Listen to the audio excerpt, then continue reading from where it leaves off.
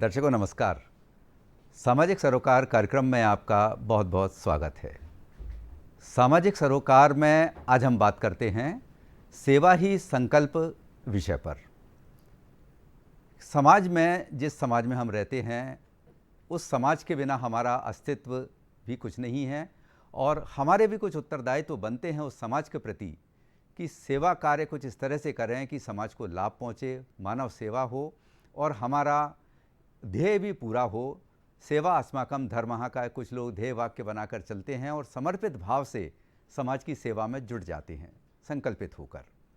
इसीलिए कहा भी गया है कि सेवा परमो धर्मः, सेवा एक पुनीत कर्म माना गया है, पुनीत धर्म माना गया है। और निर्विवाद रूप से सेवा धर्म एक ऐसा है जो सारी जाति, धर्म, बंधन, संस्कार सबसे परे है।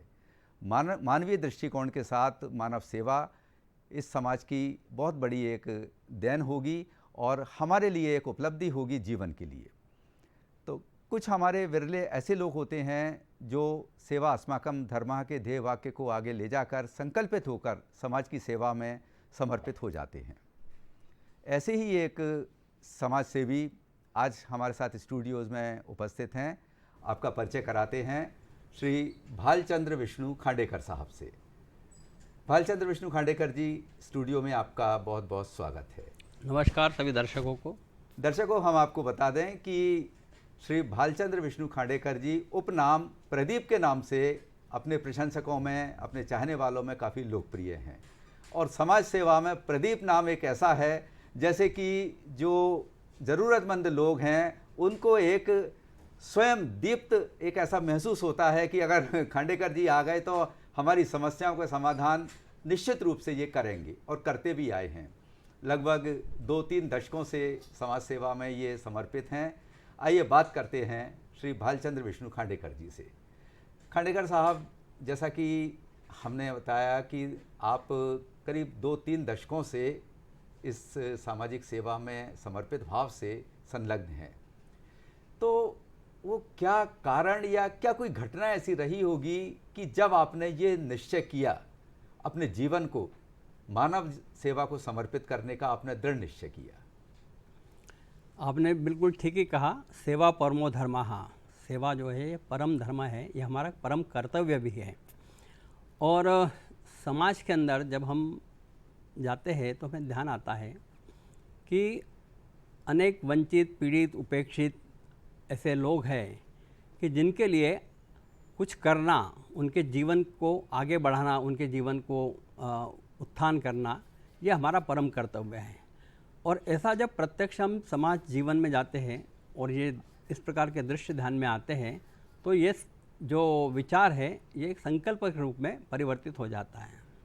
जी, तो आप जिस तरह से सेवा कार्य कर रहे हैं और एक बहुत प्रतिष्ठित जो संस्था है सेवा भारती, मध्य प्रांत से आप पूर्व सचिव रह चुके हैं वहाँ से, तो हम जानना चाहेंगे कि अब जी संस्था है सेवा भारती, किस तरह से ये समाज सेवा के अपने कार्यक्रम, अपनी गतिविधियों को संचालित करती है आपके माध्यम से? आपने बहुत अच्छा प्रश्न पूछा। सेवा भारती जो है, इसका जो अंकुरण हुआ है जी, वो प्रारंभ तो दिल्ली में हुआ। अच्छा। एक समाज सेवी थे, वो इंजीनियरिंग तक की पढ़ाई पूर्ण करके क्या सेवा भारती अखिल भारतीय संस्था है? हाँ, ये एक अखिल भारतीय संस्था अच्छा, है। अच्छा।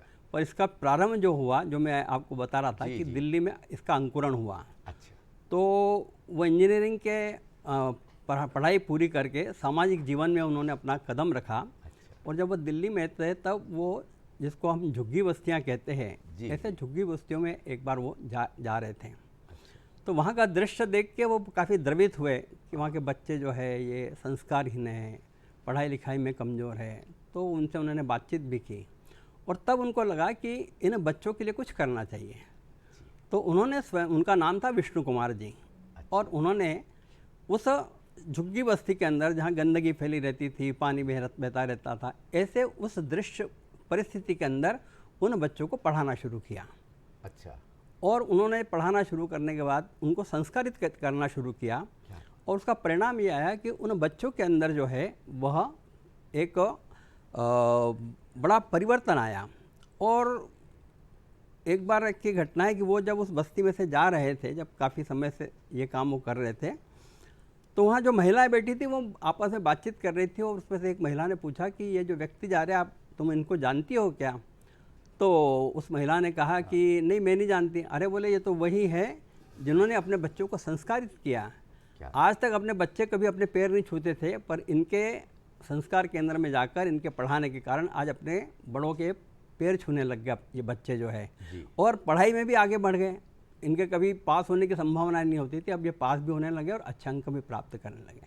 तो ये एक घटना थी, और उसके बाद उनको ऐसा लगा कि इस कार्य का विस्तार होना चाहिए। ऐसा करते करते दिल्ली में कार्य बढ़ता गया। संयोग से वो बाद में मध्य क्षेत्र के अंदर भोपाल में उनका आगमन हुआ, और भोपाल में आगमन होने के बाद ये मध्य क्षेत्र के अंदर, मध्य भारत के अंदर भी उनके प्रयासों से सेवा के कार्यों का विस्तार हुआ। और ये जो एक छोटा सा अंकुरित हुआ था एक पौधा, वो आज पूरे देश भर में सेवा भारती के नाम से काम कर रहा है।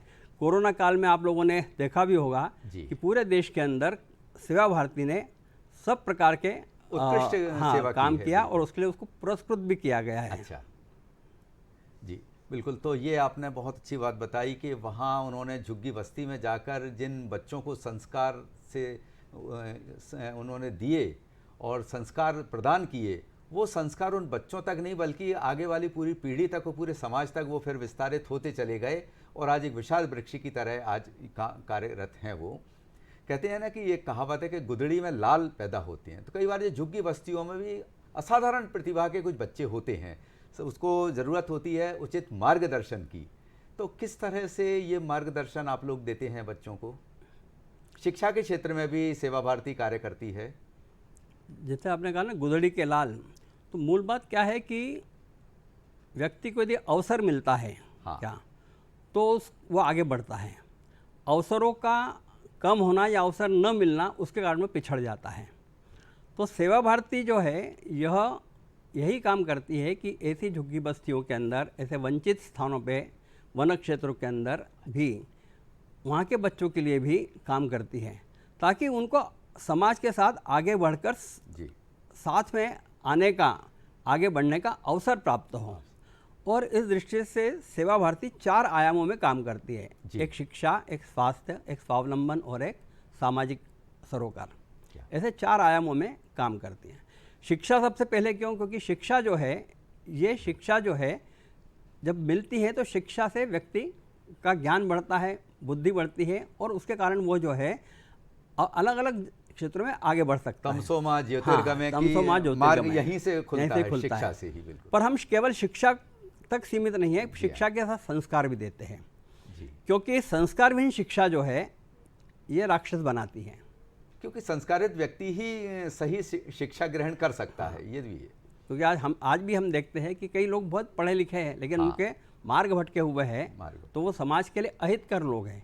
इसलिए शिक्षा संस्कार के साथ होना चाहिए। तो संस्कार के साथ हम शिक्षा देते हैं, ये हमारा मुख्य ये है। तो ज्ञान का प्रकाश पूरा फैलाते हैं। क्योंकि ये बात सही है कि एक ही औजार या हथियार कुछ होता है, वो अलग अलग हाथों में अलग अलग तरह के परिणाम देता है। डॉक्टर के हाथ में अगर एक चाकू है तो वो किसी मरीज की जीवन रक्षा भी करता है, अगर वही किसी असामाजिक तत्व के हाथ में आता है तो वो वहाँ नरसंहार का भी कारण बन सकता है। इसलिए शिक्षित करना, संस्कारों के साथ शिक्षित करना, ये बहुत महत्वपूर्ण आपने बात कही है कि इस तरह से करते हैं। आपने कहा स्वास्थ्य के क्षेत्र में भी सेवा भारती कार्यरत रहती हैं। हाँ, क्योंकि अपने यहाँ कहा गया है कि स्वस्थ शरीर में स्वस्थ मन निवास करता है, और शास्त्रों में भी कहा गया है क्या कि शरीर जो है या ये पहला धर्म है, शरीर की रक्षा करना पहला धर्म है। इसलिए व्यक्ति का स्वस्थ रहना जो है ये महत्वपूर्ण है। और इसलिए जिन क्षेत्रों में हम शिक्षा देते हैं वहाँ स्वास्थ्य का भी अभाव है, स्वास्थ्य सुविधाओं का भी अभाव है, और उनको स्वास्थ्य सुविधा यदि हम नहीं देंगे तो अनेक प्रकार की बीमारियां बढ़ती हैं। और इसलिए उन क्षेत्रों के अंदर सुलभ स्वास्थ्य उनको उपलब्ध कराया जा सके, इस दृष्टि से स्वास्थ्य क्षेत्र में हम मोबाइल मेडिकल वैन चलाते हैं, OPD चलाते हैं, और कई जगहों पर निःशुल्क या न्यूनतम शुल्क के अंदर किस प्रकार से उनके जांचें हो सकती है, उसके भी प्रयास, उस प्रकार के भी काम हम करते हैं। प्रदीप खांडेकर जी, आपने कहा कि शिक्षा स्वास्थ्य का भी कुछ अभाव है, लेकिन जागरूकता का भी अभाव ऐसा देखने में मिलता है। जो हमारे ग्रामीण क्षेत्र में, जैसे आप वनवासियों के लिए काफ़ी काम करते हैं, कुछ इस तरह से जहाँ शिक्षा की उतनी रोशनी उनको नहीं मिल पाई है, वहाँ हमारी माताएं बहनें जो हैं, महिला वर्ग में स्वास्थ्य के प्रति लापरवाही भी कुछ देखी जाती है। नहीं, आपने ठीक कहा। तो वो उसके लिए हम स्वास्थ्य प्रबोधन भी करते हैं, स्वास्थ्य जागरूकता हाँ, के लिए स्वास्थ्य जागरूकता, स्वास्थ्य प्रबोधन, वो भी काम करते हैं। जी जी। केवल दवाई देने का काम नहीं है, क्योंकि जो आपने कहा कि वो महत्वपूर्ण है। प्रबोधन यानी यदि वो सजग रहेगा अपने स्वास्थ्य के प्रति, कब क्या करना, क्या खाना, कैसे रहना, किस मौसम में कैसे, तो ये स्वास्थ्य प्रबोधन भी करते हैं। ये भी उस स्वास्थ्य का एक हिस्सा है। जी जी। आपने कोरोना काल का अभी जिक्र किया था, तो कोरोना काल में वास्तव में आपकी बड़ी उत्कृष्ट सेवाएं रही हैं, और आपने अपनी स्वास्थ्य रक्षा के साथ साथ जो परोपकार किया समाज के लिए, वो बहुत महत्वपूर्ण रहा। किस तरह से आपने उस आपातकाल, कहना चाहिए स्वास्थ्य की दृष्टि से, किस तरह से आपने वो कार्य किए वहाँ? कोरोना काल में एक बहुत भीषण परिस्थितियाँ थी। लोग एक दूसरे से मिलना नहीं चाहते थे जी, एक दूसरे को के घर नहीं जाना चाहते थे, और कहा भी गया था कि दूरियां सोशल बना, डिस्टेंसिंग सोशल का डिस्टेंस बिल्कुल। की दूरियां बना के हाँ, रखें। हाँ। पर जब परिस्थितियां बहुत विकट हो गई, तो समाज के लोगों के लिए काम करने की आवश्यकता का अनुभव हुआ, और उसमें विशेषकर से अलग अलग प्रकार की समस्याएं थी। एक तो समस्या है कि जब सब लॉकडाउन हो गया था, तो अनेक जो रोजमर्रा के लोग, जिनको कहते हैं ना कि रोज कुआ खोदो और पानी पियो वाले जो लोग थे, उनके लिए भोजन की रोजंदारी समस्या, वाले हाँ, उनके लिए भोजन की समस्या खड़ी हो गई थी। हाँ जी। तो ऐसे लोगों तक भोजन पहुँचे, एक तो ये बहुत बड़ा काम जो है वह सेवा भारती के माध्यम से हुआ, और सेवा भारती ने जब ये काम प्रारंभ हुआ, तो समाज ने भी आगे बढ़कर सेवा भारती का सहयोग किया। जी जी। और दूसरा, इसके बाद जो आया कि जब वो इसका कोरोना का संक्रमण बढ़ने लगा, तो उनकी जांच करना आवश्यक था। स्वास्थ्यकर्मी इतने नहीं थे हाँ, कि वो सब जगह जा सकते थे, उनकी भी तो सीमाएं, शासन, हाँ, उनकी सीमा थी। तो शासन को ऐसा लगा कि हम कोई सहयोगी चाहिए। जी जी। तो सेवा भारती के स्वयंसेवकों ने, वॉलंटियर्स ने जो है आगे बढ़कर स्वयं की जान जोखिम में डालकर, बिल्कुल, और वो टेस्टिंग के काम में भी सहयोगी बने। अच्छा, उसके अलावा और किस तरह की गतिविधियां स्वास्थ्य से संबंधित आपके यहाँ संचालित की जाती हैं? शायद कुछ आपके जो केंद्र हैं वहाँ फिजियोथेरेपी वगैरह और बुजुर्गों वृद्धाश्रम वगैरह भी आप संचालित करती हैं संस्था? सेवा भारती स्वास्थ्य के अनेक आयामों में काम करती है। बुजुर्गों के लिए बहुत महत्वपूर्ण हाँ, योगदान दे रहे हैं। तो एक हमारा वृद्धाश्रम भी है। उस वृद्धाश्रम के अंदर उनको फिजियोथेरेपी दी जाती है, निःशुल्क दी जाती है। अच्छा। वहाँ एक न्यूरोथेरेपी सेंटर है जो बिना दवाई के उपचार किया जाता है। उसमें एक वहाँ होम्योपैथी सेंटर भी चलता है जो वृद्धाश्रम, आनंद धाम के नाम से हमारा वृद्धाश्रम है। ये लिंक रोड नंबर 2 पे, ये नूतन कॉलेज के पास में है। और वहाँ सारी निःशुल्क व्यवस्थाएं हैं, और वो सारी व्यवस्थाएं जो है वो हमारा सामान्यतः जो काम है वो समाज आधारित है। समाज के सहयोग से हम सारे कामों को करते हैं। शासन आधारित हमारा काम न्यूनतम है, समाज आधारित काम पर हमारा समाज आधारित काम है। अक्सर देखा जाता है व्यावहारिक रूप से कि जहाँ 4 लोग मिलकर सामूहिक रूप से कोई कार्य करते हैं, निश्चित रूप से शक्ति तो बढ़ती है, ऊर्जा भी उनके पास ज़्यादा आती है, पर एक सबसे बड़ी चुनौती हो जाती है कि 4 लोगों के बीच सामंजस्य स्थापित करके वो समायोजन के साथ कार्य को आगे बढ़ाना। वो सामंजस्य आप कैसे स्थापित करते हैं? नहीं, क्या होता है कि सामंजस्य की समस्या कब आती है? जब विचारों में अंतर होता है या कुछ प्रतिस्पर्धा आपस में हो जाती है। हाँ। तो हमारा जो लोग काम करते हैं उनमें प्रतिस्पर्धा नहीं है जी। क्या कि मैं आगे बढ़ूँ तो आगे बढ़, ये प्रतिस्पर्धा नहीं है हमारे। हम सब एक उद्देश्य के लिए काम कर रहे हैं, और इसलिए ये समन्वित प्रयास सबका होता है। हाँ, न पद की लालसा है, न समाचार पत्र में मेरा नाम छप जाए तेरा नहीं छपे, ऐसी प्रतिस्पर्धा नहीं है। तो आपके यहाँ जो सेवा कार्य से जो काम कर रहे हैं, क्या कुछ निस्वार्थ रूप से करते हैं या कुछ वैतनिक भी आपके यहाँ कर्मचारी हैं? दोनों प्रकार के हैं। अच्छा। हमारे यहाँ कुछ मानदेय कार्यकर्ता भी है जी, और एक बड़ी संख्या में जो है वह निःशुल्क काम करने वाले, बिना मानदेय के काम करने वाले जिसको हम कहते हैं कि पुराने ज़माने में आपको ध्यान होगा कि अपना एक वानप्रस्थी की व्यवस्था थी। वानप्रस्थी की जब 50 वर्ष हाँ, की आयु हो जाती थी उसके बाद फिर तो वानप्रस्थ। हमारे ऐसे बहुत सारे कार्यकर्ता है कि जो सेवानिवृत्त हो गए हैं या वॉलंटियर रिटायरमेंट ले लिया है, मतलब गृहस्थ दायित्वों से वो मुक्त हो गए हाँ, और वो जो वानप्रस्थी संकल्पना है हाँ। उसके आधुनिक रूप ये है कि वो अपना समय जो है इन सेवा कार्यों में लगाते हैं जी। ये उसका आधुनिक रूप है। नर में ही नारायण के हाँ, दर्शन करते दर्शन हुए करते वो हैं। तन मन धन से समर्पित हैं उसमें। जी। स्वास्थ्य के बारे में शिक्षा के काम करते हैं। स्वावलंबन भी आपने एक बोला था कि सेवा भारती स्वावलंबन के क्षेत्र में भी काफ़ी काम कर रही है। किस तरह से ये स्वावलंबन के लिए प्रेरित करते हैं और क्या कुछ उपलब्ध कराते हैं विकल्प इस तरह का? आज जो एक बड़ी समस्या है जी। वो है रोजगार। बिल्कुल। और रोजगार जब बड़ी समस्या है तो उस रोजगार के लिए जब तक हम स्किल डेवलपमेंट नहीं करेंगे, उनको कुछ काम करना सिखाएंगे नहीं जी। तो केवल डिग्रियों से बात बनती नहीं है। ये हम सब का अनुभव है, सभी देख रहे हैं ये। तो इसलिए हम जो है हमारे यहाँ कंप्यूटर सेंटर्स चलाते हैं, हाँ। सिलाई सेंटर्स चलाते हैं अच्छा, हम। अच्छा। हाँ, उसके अलावा मेहंदी लगाने का काम सिखाते हैं। महिलाओं के जो गृह हाँ, कुटीर उद्योग गृह कार्य से कढ़ाई बुनाई का काम सिखाते हैं हम उनको। आर्ट एंड स्किल पूरा। हाँ, आर्ट क्या तो ऐसे अलग अलग प्रकार के हमारे स्किल डेवलपमेंट के काम हैं जी। जिसको करके और वो अपना रोजगार प्राप्त कर लेते हैं या उनमें से बहुत से जो है वो स्वयं का ही व्यवसाय कर रहे हैं, स्वयं ही वो काम कर रहे हैं। जी, जी। तो इसलिए स्वरोजगार भी कर रहे हैं और लोगों को रोजगार भी दे रहे हैं, अपने पैरों पर खड़े हो रहे हैं, दूसरों को भी प्रेरित कर रहे हैं। जी। ऐसे ही एक विषय चला था कि स्वदेशी का जो देश भर में अभी एक वातावरण बना हुआ है। जी हाँ, जी हाँ। और विशेषकर चीन को लेकर चला था कि चीनी वस्तुओं का बहिष्कार करना चाहिए, स्वदेशी अपनाओ। हाँ, स्वदेशी अपनाओ। तो जो ये जो इलेक्ट्रिक बिजली की झालरें होती है जो विशेषकर दिवाली में बहुत बिकती है, पर ये कहने के बाद विकल्प नहीं था, इसलिए लोगों को चीनी झालरें खरीदना पड़ती थी। तो हमने विकल्प दिया, हमने अपने यहाँ की महिला कार्यकर्ताओं को जिनके स्व सहायता समूह हमने बनाए हैं उनको हमने इसका प्रशिक्षण दिया कि झालरें कैसे बनाना। अच्छा। और वो झालरें बना के हमने पिछले 3-4 वर्षों से पूरे मध्य भारत के अंदर अनेक स्थानों पे ये काम वो कर रही है और हमने वो विकल्प दिया और उसका बहुत अच्छा परिणाम आया। एक तो स्वदेशी का भाव जागरण हुआ, उसका विकल्प दिया, और तीसरा इन महिलाओं का स्वयं का जो है आय बढ़ी इसके कारण। तो ये इस प्रकार से स्वरोजगार के हम बहुत सारे काम जो है वो करते हैं, मतलब प्रशिक्षण देते हैं और उसमें से वो स्वरोजगार निर्माण होता है, रोजगार निर्माण होता है, तो व्यक्ति स्वावलंबी होता है। जी। अच्छा, जो वनवासी जो हमारे भाई हैं उनके लिए भी आपने विशेष रूप से कुछ साधन उपलब्ध कराए हैं, उनको मार्गदर्शन, शिक्षा, दीक्षा की भी व्यवस्था करते हैं, क्योंकि वो मुख्य धारा से थोड़ा सा दूर आ रहे हैं मुख्य धारा की ओर, पर थोड़ा सा वंचित दिखाई दिए थे। तो वहाँ आपने किस तरह की ये अपनी परफॉर्मेंस दी है? ये जो जनजातीय क्षेत्र है ये बहुत पिछड़ा क्षेत्र है। जी हाँ।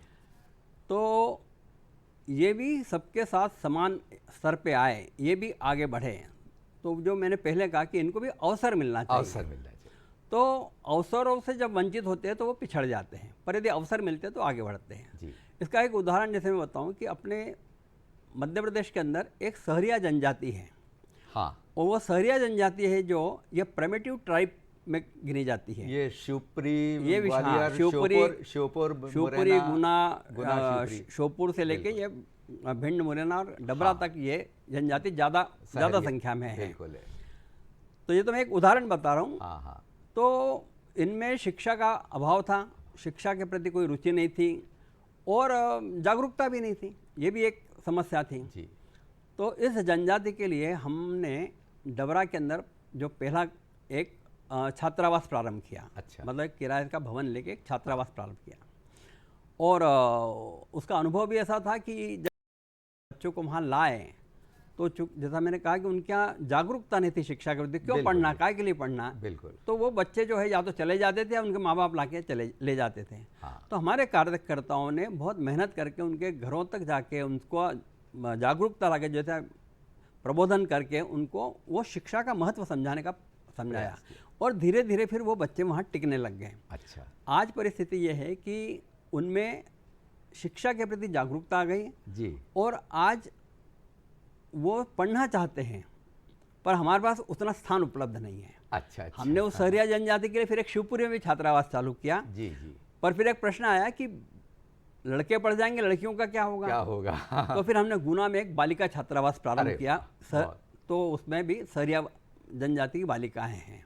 मतलब आप अंत्योदय वाली जो बात हाँ, होती है कि अंतिम व्यक्ति तक पहुंचने का आपके पूरे सार्थक पूरे प्रयास रहे और सफल हाँ, रहे हैं। और ऐसा मध्य क्षेत्र के अंदर मतलब छत्तीसगढ़ में भी और मध्य प्रदेश में भी, महाकौशल या मालवा में भी इस प्रकार के हमारे छात्रावास, अनेक छात्रावास चल रहे हैं। और उनमें से बहुत से बच्चे जो है यह अच्छी पढ़ाई लिखाई करके डॉक्टर इंजीनियर भी बन चुके हैं। अच्छा, अब आप एक कुछ पूर्वावलोकन करते हैं तो आप क्या महसूस करते हैं कि जो कार्य अभी तक आपने किए वो कार्य कितने सार्थक, कितने सफल आपको दिखाई देते हैं? कुछ ऐसा उदाहरण आपको अगर याद आ रहा हो तो। निश्चित रूप से हम जो काम हमने किए उसके परिणाम भी बहुत अच्छे आए और उत्साहवर्धक परिणाम है। समाज परिवर्तन में उनकी बड़ी भूमिका है। हाँ। जैसे मैंने अभी आपको बताया कि डमरा का हमने जो छात्रावास खोला और वहाँ पे आज एक बालक ऐसा है कि जिन लोगों ने कभी रेलगाड़ी नहीं देखी, उस परिवार का बालक भारत की एक बेसबॉल टीम के अंदर ऑस्ट्रेलिया में खेल के आया। क्या बात है सर, बहुत बढ़िया। मेहनत सफल हो गई, मेहनत सफल हो जाती है। बिल्कुल, और उसका अपने को भी संतोष होता है, आनंद भी लगता है कि हम जो काम कर रहे हैं उसका जो है परिणाम भी सार्थक परिणाम आ रहा है। जैसे दूसरा एक और उदाहरण मैं आपको बताऊं कि जैसे मैंने कहा कि हमारी शुरुआत हुई झुग्गी बस्तियों से काम करने की। जी जी। तो उदाहरण तो हमारे पास बहुत है क्योंकि 30 वर्ष का हमारा अनुभव है। अच्छा प्रदीप, मैं आपको थोड़ा सा यहाँ से टोकना चाहूँगा कि चूंकि कार्यक्रम का समय हमारा समाप्ति की ओर है, तो इतने लंबे आपके समाज सेवा काल में कोई ऐसा पल आपको याद आ रहा हो जो पल आपको भावुक कर गया हो और आपने द्रवित होकर किसी की सेवा की हो? ये जो आपने कहा कि जब हम इन झुग्गी बस्तियों में जाते हैं, वहाँ की जो दृश्यानुभूति होती है, क्या उससे जो पीड़ा होती है, उस पीड़ा में से ही ये काम खड़े होते हैं। जी। और मैं स्वयं भी जो हूँ भोपाल के अंदर भी लगभग 100 सेवा बस्तियों में स्वयं प्रत्यक्ष गया हुआ हूँ। क्या मैंने वहाँ के वो दृश्य देखे हैं। जी। मैंने स्वास्थ्य का अभाव, शिक्षा का अभाव, स्वावलंबन का अभाव, संस्कारों का अभाव, नशे की परिस्थितियाँ। अच्छा, नशा मुक्ति के लिए भी कुछ प्रयास आपने किए? नशा मुक्ति के लिए वैसा हमारा प्रयास नहीं है, पर हम जो एक काम करते हैं संस्कारों में वो समाहित हो गया है। उसमें से नशा मुक्ति कैसे होती है इसका एक यदि आपका समय तो मैं एक छोटा सा उदाहरण बताता हूँ कि हमारे सामाजिक जो काम है, जैसे मैंने कहा ना 4 आयाम उसमें सामाजिक है, उसमें हम भजन मंडलियाँ चलाते हैं। अच्छा अच्छा। और भजन मंडलियाँ चलाते तो जो भजन मंडलियाँ जिन बस्तियों के अंदर चलने लगती है तो धीरे धीरे वहाँ एक आध्यात्मिक वातावरण खड़ा होता है। बिल्कुल। और वह आध्यात्मिक वातावरण जो है वह धीरे धीरे नशा मुक्ति करता है या नशे सकारात्मक परिवेश निर्मित कर देता और है या तो नशे में कमी करता है। जी जी। तो ऐसा अनुभव हमारा अनेक स्थानों पे है कि इस प्रकार से हम नशा मुक्ति के लिए करके कोई काम नहीं करते, पर हम जो काम करते उससे इस दिशा में वो काम आगे बढ़ता है। तो मतलब आपने जड़ पकड़ ली है कि संस्कार अगर व्यक्ति के अंदर अच्छे आएंगे तो नेचुरली सारे सकारात्मक उसके रास्ते और सोच बदलती है। जी। तो भलचंद खाडेकर साहब, आप हमारे कार्यक्रम में पधारे। कार्यक्रम का समय हमारा समाप्त हो चुका है। हम यही कामना करते हैं आप स्वस्थ रहें ताकि आप समाज की ओर अधिक से अधिक तन मन और धन से सेवा कर सकें। इसी उम्मीद के साथ हम आपसे अब विदा लेते हैं। दर्शकों, आपका भी बहुत बहुत धन्यवाद। अगली बार एक नए विषय के साथ हम फिर हाजिर होंगे। तब तक के लिए नमस्कार। बहुत बहुत धन्यवाद, आपने ये अवसर दिया हमारी बात समाज तक जाने के लिए, उसके लिए पुनः आपको धन्यवाद।